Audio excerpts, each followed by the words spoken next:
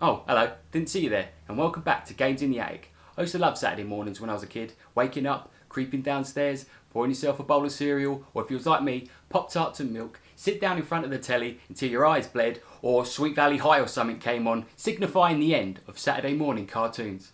And one of my favourite things to watch was Looney Tunes. They were everywhere when I was growing up. I had loads of videos I'd watch religiously, and I even got to see Space Jam at the pictures. And I thought it was the best thing I'd seen since Jurassic Park. And bear in mind, after I saw Jurassic Park, I ran around like a velociraptor for about a year in a really cool dinosaur mask that I can't find anywhere, mum. Or maybe I wore it so much it melted off, I don't know.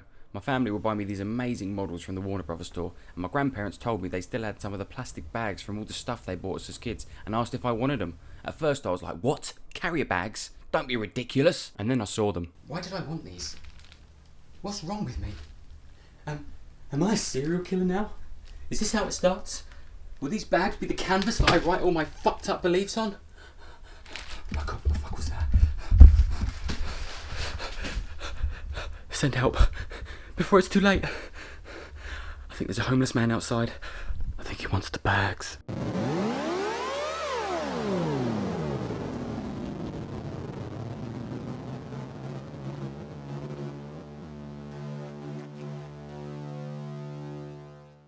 So yeah, Saturday mornings plus the Looney Tunes was a match made in heaven, and one fateful Saturday morning, kids across the land turned on their TVs and was greeted by yet another classic theme tune. Welcome to Atlantic's Way, under, down, under. The sky's always yellow in rain or shine. Down to Taz-mania, come to Taz-mania. It was great. We had a bunch of new zany characters to watch, plus Taz now had a family. A dad, a mum, a brother, a hot sister. I mean, not Roxanne from a Goofy movie hot, but then again, who is? But I have no choice. I'm sure I can find someone else. Excuse me? Max risked life and limb just to get your hot face to notice him. The national treasure that is Peach got his entire existence nuked. Goofy got told his only son was heading for the electric chair, and Bobby... Bobby? Bobby probably got Principal Mazer's anal beads shoved up his arse, and you're gonna find someone else? Say, Roxanne, about Stacy's party. And when I saw this in my dad's shop, I immediately wanted it. The advert said it was good. Superbly polished product, mountains of fun, simply brilliant, Super Pro, 90%. Full to the bursting, overflowing with characters and hazards, super action, 87%. A cracking racing game, a treat to look at, SNES Force, 86%. Sounds like we're in for a treat.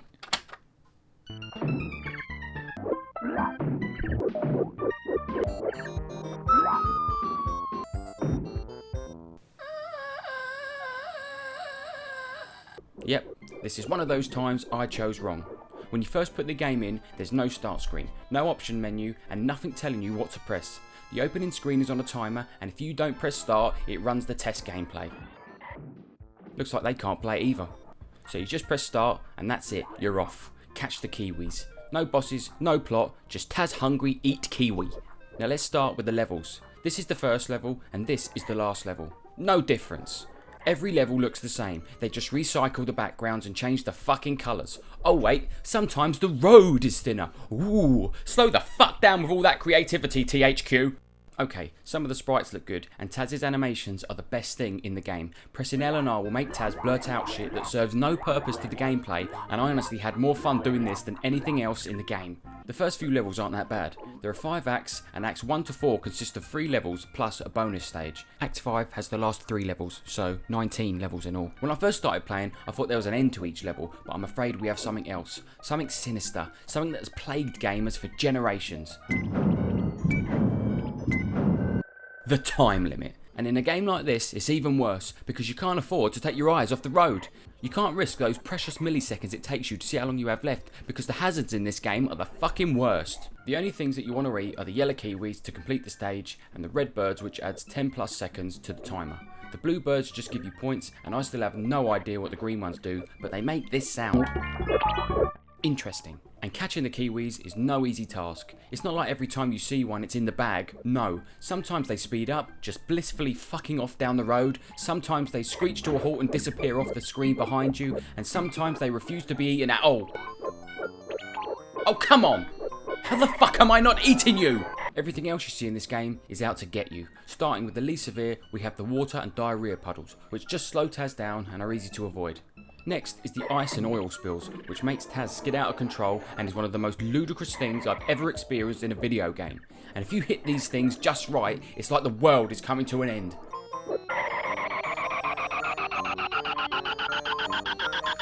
Next, we have the holes. First you have the small ones, pretty standard, then we have the huge sinkholes that stretch across the screen that everything else could just float over no problem and are just wide enough so if you fall down one and immediately try to jump over it after you respawn, you fall down again, forcing you to turn back around and take a run up. Then we have the rivers. At first it just looks like another puddle. The game gives you no warning that the hazard has changed. Just poof! Now it's a river, bitch! Oh, didn't you notice it was a slightly darker blue?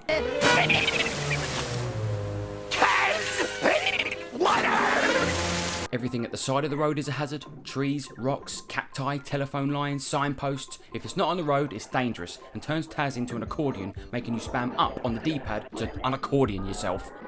Okay, let's move on to the moving hazards and start with Didgeridingo. At first it seems he's your only ally in the game. He throws you bones, steaks, meat, rocket boots, spring shoes, a 30-second plus clock, and the most important item in the game, the Taz trophy, which gives you an extra continue.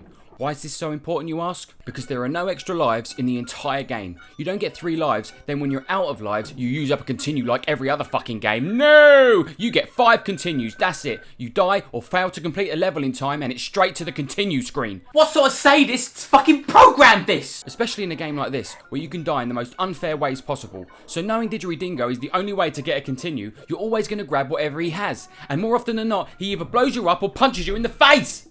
Why couldn't there just be a rare golden bird that gives you a continue if you manage to catch it? Or better yet, how about some extra fucking lives? Next, we have Wendell T. Wolf, who pops out of nowhere and jumps on Taz. Oh my god, what is that? What are those? Are they Smurf wieners? Oh, I see. It's Wendell's nasty ass fingers. He obstructs your view, and the only way to get him off is to tornado spin, which uses up Taz's life meter. Don't you just love it in games when one of your most essential moves takes away your health? And if you're already incapacitated, Wendell will wait for you. And if you have no more energy to spin, he's there for life. What a bro.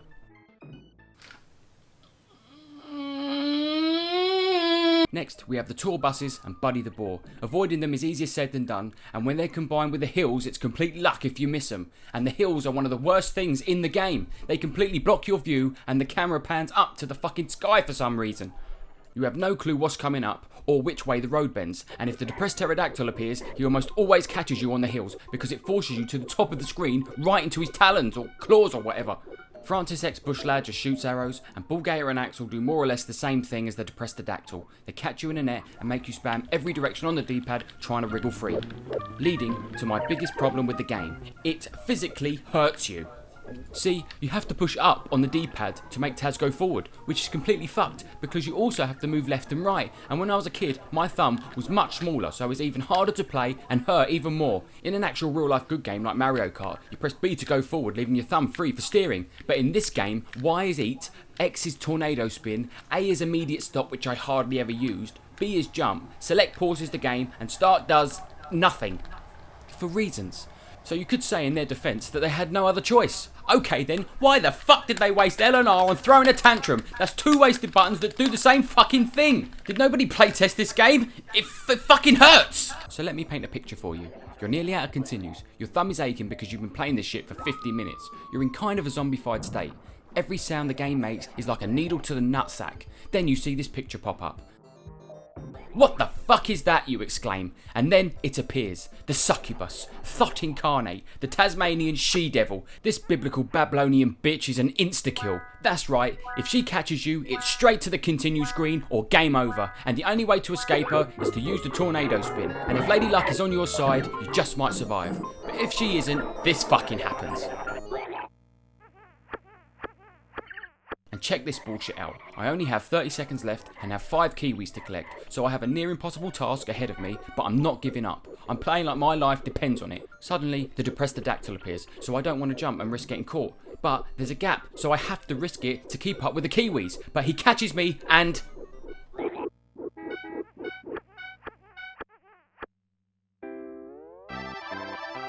Superbly polished product, mountains of fun, simply brilliant. Sega Pro, fucking 88%! What the fuck? Why are these deaths so cheap? Acts 1 to 3 were at least manageable, but the difficulty spike to Acts 4 and 5 is just insane! Final stage is the road home. Now I don't know where Taz's home is, but I'm pretty sure D12 and M&M are there because it seems Taz has been eating something a little more potent than kiwis. Maybe it was the green birds. And the final stage just contains all the hits from the previous 18 levels, except a little bit harder. The kiwis seem quicker and more difficult to catch, the enemies are faster, the road is thin, has more twists, turns, crossroads, hills and hazards. Look at this, right there. That image sums up this entire game perfectly. Or is there a deeper meaning to Taz-mania on the Super Nintendo? Maybe Taz represents mankind's universal struggle to somehow find our way home to D12. But then we get picked up by a flying dinosaur, spin out of control into a purple cactus where two horny mammals lay in wait to bugger us to death. Nah, not really. It's just an unfair, frustrating mess with bad controls. Eventually, you do start to see some patterns in the Matrix, and I was actually able to beat the final level.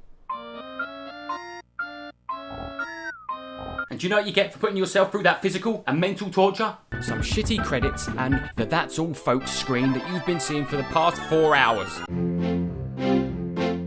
Welcome to the 16-bit land down under with the shitty controls that really hurt your thumb. Down in Taz-mania, come to Taz-mania. Every level looks the same and the backdrops are shit. There's no bloody life, so you might as well quit. Down in Taz-mania, come to Taz-mania. Didgeridoo more like Russian roulette. When T-Wolf will leave you in a cold sweat. Fuck all the hills that obstruct my view. Buddy the bore and the coaches too. I hate the ice, I hate the oil spills. I hate the she-devil and her insta-kills. The pterodactyl makes me scream and shout. The kiwis, the bush rats, have I left anything out? Oh yeah, don't forget Taz.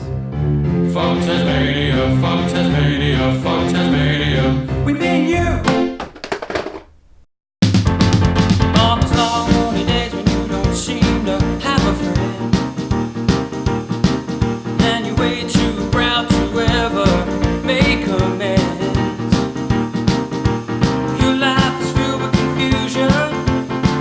Could it be that you're tired of losing and you just can't stop trying to make it back to the past?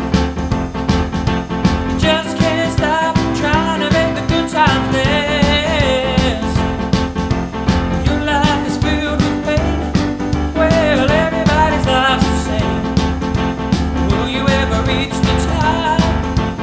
Will you ever stop trying to make it back to the past?